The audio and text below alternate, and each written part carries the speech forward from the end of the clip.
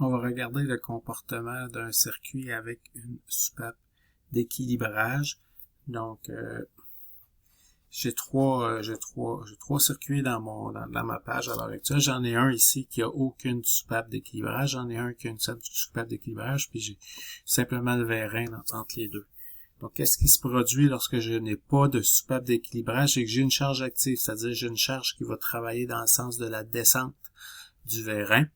Alors, si je me mets en simulation dans ce cas-là, donc là, ici, je suis en train de monter ma charge, ça me prend la pression de 1914 pour monter la charge. Dans ce cas-là, j'ai une charge de 1000 livres qui est le support de la plateforme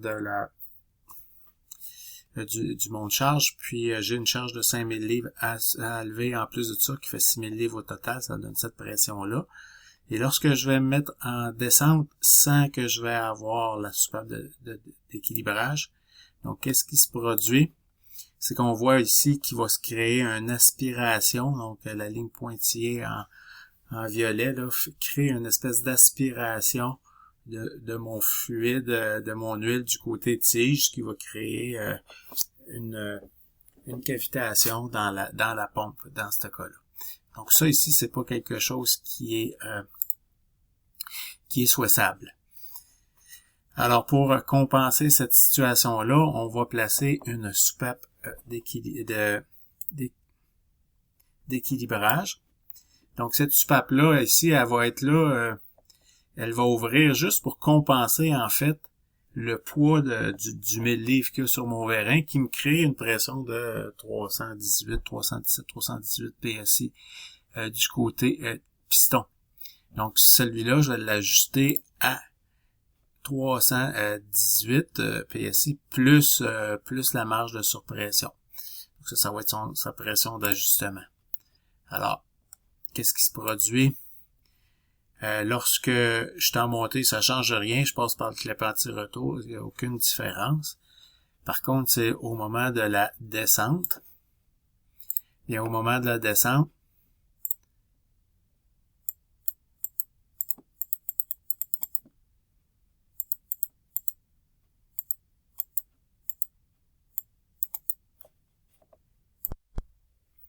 donc au moment de la descente,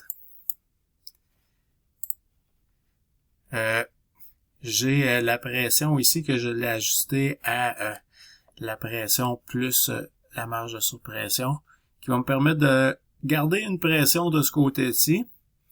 Et avec le rapport de surface qu'on va avoir, cette pression-là va venir ici, mon rapport de surface qui va aller qui va me générer en réalité une pression de 148 PSI du côté tige, au lieu d'avoir un vide, l'effet du vacuum. Donc, je suis obligé de pousser sur mon piston dû à cette soupape d'équilibrage-là.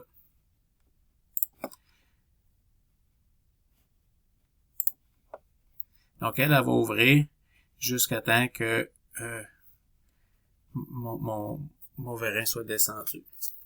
Puis ensuite, ça s'équilibre à notre pression d'ouverture là, de la soupape de sécurité. Alors, c'est comme ça que ça fonctionne, la soupape d'équilibrage dans le cas d'une charge active.